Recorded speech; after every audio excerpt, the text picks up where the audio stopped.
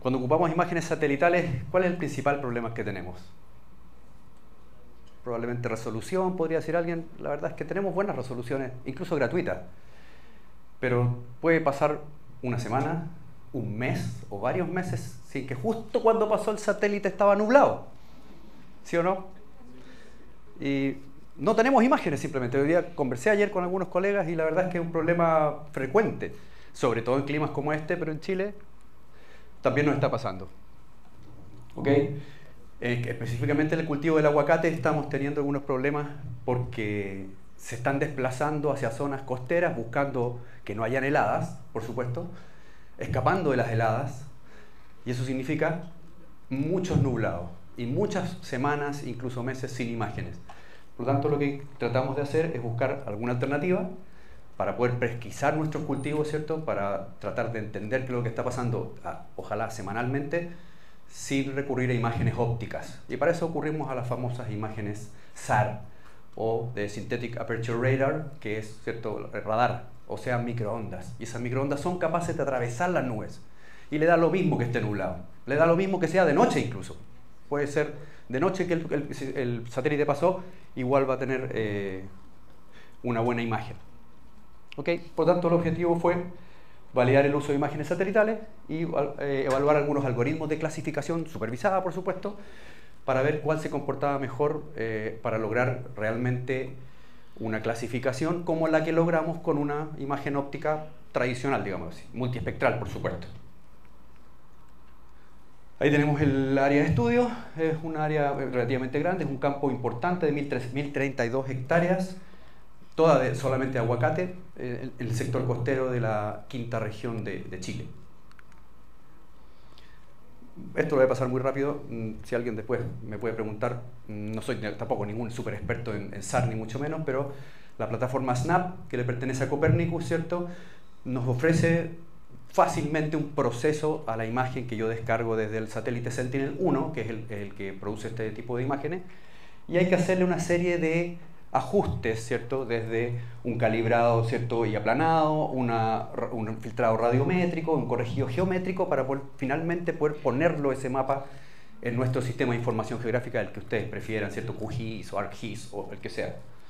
Además de comprobar topología en el caso de los cuarteles, que eran tantos cuarteles que en realidad había muchos errores de segmentación en esos cuarteles, de dibujo, digamos así.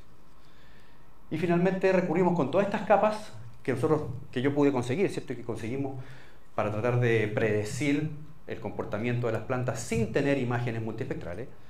Y recurrimos, por supuesto, a clases texturales. Teníamos clases texturales de este campo completo.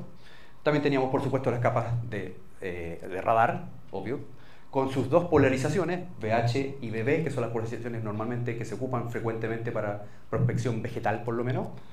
Y además teníamos el DEM, ¿cierto?, el modelo de elevación digital, que también nos podría, dado que había mucha pendiente en este campo, también podría haber afectado de alguna manera el comportamiento de las plantas. Esto se trabajó en Google Earth Engine y finalmente se exportó a QGIS para el poligonizado final y el cálculo de las hectáreas que requería, que tenía cada categoría. ¿Por qué queríamos llegar a eso? Porque finalmente esto es lo que queremos, es transformarlo en una aplicación. El campo lo que me pidió fue decirme, necesito aplicar un promotor de la cuaja. Necesito saber el nivel de vigor alto, medio, medio bajo, bajo, muy bajo de los cuarteles y de las zonas dentro de los cuarteles para poder aplicar diferentes dosis de este promotor de la cuaja en diferentes plantas. No puedo aplicar un promotor muy fuertemente a una planta débil porque la voy a destrozar. Voy a tener aguacates muy pequeños, todos. Y eso es perder plata finalmente. Ahí está un poco la metodología en el sentido, fíjense de arriba, ¿cierto?, lo que clasificamos en terreno como vigor alto, medio, medio bajo y bajo, ¿cierto? 5 categorías que el campo ocupaba. Vamos a ver que después quizás no era lo más adecuado, pero esto es lo que el campo ocupaba y me pidió que así clasificáramos el vigor. Ahí se hizo una clasificación en terreno, una parte, no todos esos puntos son de terreno porque nos habríamos vuelto locos. Hicimos alrededor de 80 puntos de terreno más 250 puntos más hechos con imágenes multiespectrales de alta resolución, ¿sí? Y con eso buscamos lugares de alto vigor, medio, medio bajo, ¿cierto?, pero con imágenes multiespectrales tradicionales, como para usar como alimentación de datos de clasificación. Y ahí tenemos entonces diferentes algoritmos de trabajo de la plataforma Snap. dieron más o menos los mismos resultados, así que no me voy a demorar en esto. ¿Sí? Y sí tenemos aquí la matriz de correlaciones, ¿cierto? De los índices vegetacionales tradicionales, algunos que ocupamos como NDVI o SAVI o NDR, ya lo hemos nombrado muchas veces aquí, y compararlos con sigma BH o sigma BB, que son los mapas generados por el Sentinel-1 o el mapa de radar. Y vemos, por ejemplo, que tenemos un excelente comportamiento parecido, 0,77, 76, 76, entre el sigma BH o el sigma BB y los índices vegetacionales tradicionales, multiespectrales, llamémoslo, ¿cierto? No así el sigma B, perdón, el sigma BH. El sigma BB se comportó bastante peor. Aún así, vamos a ver que más adelante aportó al modelo, a pesar de que no tenía una tan buena correlación con respecto a los índices vegetacionales.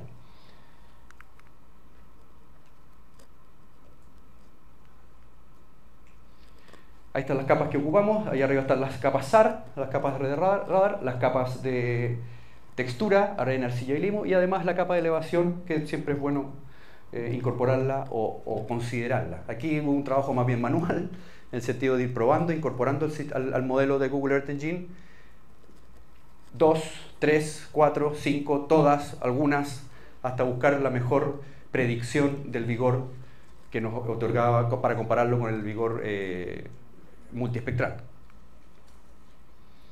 Y aquí está finalmente el resultado, ¿cierto? Aquí tenemos un SAVI, o un índice normalizado de vegetación ajustado por el suelo, que es el SAVI multiespectral, comparado con un mapa de vigor ya clasificado, ¿cierto? En 5 categorías que ya les conté, ¿cierto? Muy alto vigor, medio, medio bajo, bajo.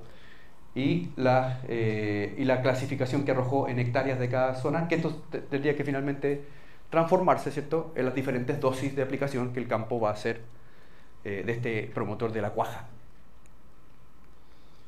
Esto se analizó, por supuesto. Aquí está la matriz de confusión que el colega anterior mencionaba, ¿cierto? Siempre se hacen estos sistemas, en estos modelos, una matriz de confusión para ver dónde se está equivocando el sistema con respecto a los datos de entrenamiento, con respecto a los datos de chequeo.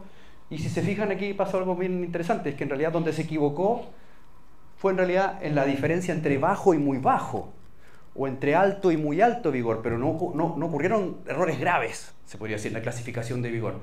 Y eso quiere decir entonces que de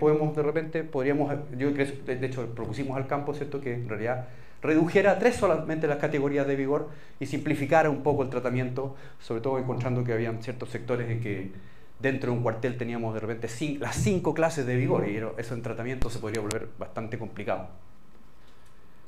Como conclusión, entonces, justamente de la época en que ellos requerían aplicar, en octubre encontramos que no teníamos ninguna imagen multiespectral disponible en ese lugar, en esa zona. 0. Y el procesamiento de plataforma Snap, ¿cierto?, nos permitió obtener imágenes de radar, transformarlas y georreferenciarlas para poder aplicarlas a un sistema de información geográfica, especialmente la polarización BH, que es la que más correlación mostró. Pero cuando probamos los diferentes modelos de clasificación, el incluir tanto la polarización BH como la BB produjo una mucho mejor, ¿cierto?, precisión general, que llegó a 0,76, que fue lo mejor que pudimos lograr hasta el momento, y un índice capa de 0,69. Con la clasificación tipo Random Forest se probaron 3 en realidad, también CAST, ¿cierto?, y Minimum Distance, pero Random Forest fue la que mejor se comportó para predecir el vigor vegetativo sin utilizar capas multiespectrales, que ese era un poco el objetivo. Gracias. Perdón, se me fue ahí estaba el código QR para si quieren